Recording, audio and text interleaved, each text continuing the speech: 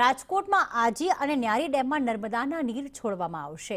1 જાન્યુઆરીથી બંને ડેમમાં નર્મદાના નીર છોડાશે। સિંચાઈ વિભાગ પાસે 3150 MCFT પાણી આપવા માંગ કરાઈ છે। ઉનાળામાં પાણીની તંગી ન સર્જાય તે માટે મહાનગરપાલિકા દ્વારા આગોતરું જ આયોજન કરીને 1 જાન્યુઆરીએ જ આ ડેમ ભરવામાં આવશે। ડેમમાંથી પીવાનું પાણી પૂરું પાડવામાં આવી રહ્યું છે, ત્યારે આ ડેમ 1 જાન્યુઆરીએ જ ભરી દેવામાં આવશે। તો મહાનગરપાલિકા દ્વારા આગોતરું આયોજન દર વર્ષે ગરમીની શરૂઆત થાય છે ત્યારથી જ રાજકોટ શહેરમાં ખાસ પાણીની તંગી સર્જાતી હોય છે। એ ન સર્જાય તે માટે આગોતરા આયોજનના ભાગરૂપે નર્મદાના નીર જે છે તે આજી અને ન્યારી ડેમમાં છોડવામાં આવશે।